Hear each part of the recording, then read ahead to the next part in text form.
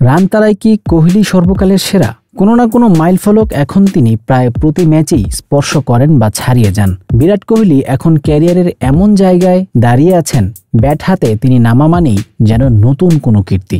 এই যেমন গতকাল অস্ট্রেলিয়ার বিপক্ষে চ্যাম্পিয়ন্স ট্রফির সেমিফাইনালে একটা নতুন মাইলফলক পেরিয়ে গেছেন ভারতের ইতিহাসের অন্যতম সেরা এই ব্যাটসম্যান। অস্ট্রেলিয়ার দেওয়া 265 রানের লক্ষ্যে খেলতে নেমে খেলেছেন 98 বলে 84 রানের এক দারুণ ইনিংস। ভারতের জয়ে সবচেয়ে বড় ভূমিকাও কোহলির ওই মাস্টার ক্লাস ইনিংসেই। আর সেই ইনিংস খেলার পথেই ওয়ানডেতে তাড়া করতে নেমে 8000 রানের মাইলফলকও পেরিয়ে গেছেন কোহলি।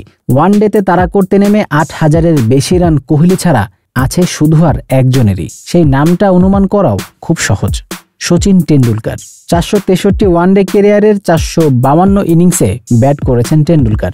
এর মধ্যে পরে ব্যাট করেছেন 232টি ইনিংসে। তাড়া করতে নেমে তার মোট রান 8720, গড় 42.33। 26 ইনিংসে টেন্ডুলকার নিজে অপরাজিত থেকে মাঠ ছেড়েছেন। তাড়া করতে নেমে গতকাল 8000 রানের মাইলফলক পেরোনো কোহলি হয়তো কিছুদিন পরই এই তালিকায় টেন্ডুলকারকেও পেরিয়ে যাবেন। তবে এরই মধ্যে কিছু জায়গায় তিনি টেন্ডুলকারের চেয়ে অনেক এগিয়ে। তাড়া করতে নেমে গতকাল কোহলি খেলেছেন তার ওয়ানডে ক্যারিয়ারের 170 নম্বর ম্যাচে 159 নম্বর ইনিংস। 35 ইনিংসে অপরাজিত থেকে মাঠ ছাড়া কোহলির গড় 64.50। এটা যে কতটা অবিশ্বাস্য তা বোঝা যাবে আরও একটা তথ্য দিলে। তাড়া করতে নেমে অন্তত 5000 রান করেছেন এমন ব্যাটসম্যানদের মধ্যে কোহলি ছাড়া আর কারো গড়ই 50 নয়। ওয়ানডের আরও কয়েকজন কিংবদন্তির সঙ্গে তুলনা করলে বোঝা যাবে এক্ষেত্রে কোহলির মহত্বটা। ভারতের সতীর্থ ও ভারতের বর্তমান অধিনায়ক রোহিত শর্মা 6115 রান করেছেন 49.71 গড়ে।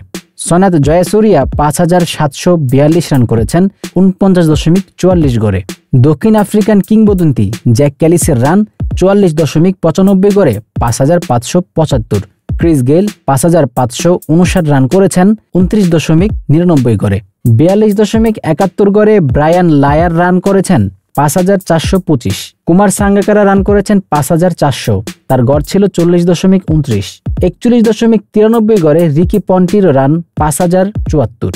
ওয়ানডেতে কোহলির 51 সেঞ্চুরির 28টি এসেছে পরে ব্যাট করে, যার মধ্যে 24টি জিতেছে ভারত, আর এর 14টিতেই তিনি ছিলেন অপরাজিত। অন্যদিকে ওয়ানডেতে 49 সেঞ্চুরির মালিক টেন্ডুলকারের তাড়া করতে নেমে সেঞ্চুরি করেছেন 17টি, যার 14টিতেই জিতেছে ভারত। পরে ব্যাট করে রোহিতের 16 সেঞ্চুরির 13টিতেই জয় পেয়েছে তার দল।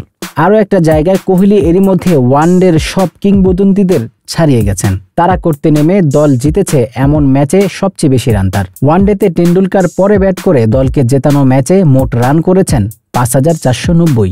কোহলি এরই মধ্যে 5913 রান করে ফেলেছেন, যা দলের জয়ে ভূমিকা রেখেছে। পরে ব্যাট করে দল জিতেছে এমন ম্যাচে রোহিতের মোট রান 4476, পন্টিংয়ের 4186, ক্যালিসের 3950 রান। চ্যাম্পিয়ন্স ট্রফির সেমিফাইনালে বিরাটের ব্যাট আরও চওড়া হাসি হেসেছে।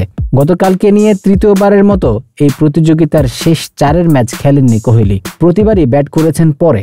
2013 সালে সেমিফাইনালে শ্রীলঙ্কার বিপক্ষে অপরাজিত ছিলেন 58 রানে।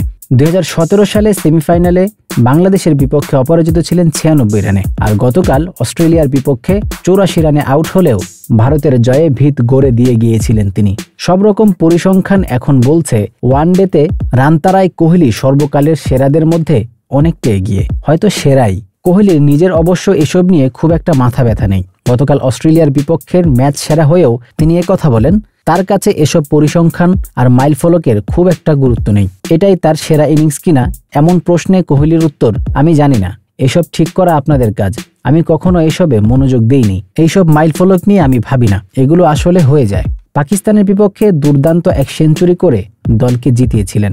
গতকাল সেমিফাইনালে দলকে জেতালেও খুব কাছাকাছি গিয়ে সেঞ্চুরি পাননি। তবে এ নিয়ে তার কোনো আক্ষেপ নেই, তার কাছে দলের জয়টাই বড়, বাকি কোনো কিছুই এখন তার কাছে তেমন গুরুত্বপূর্ণ নয়।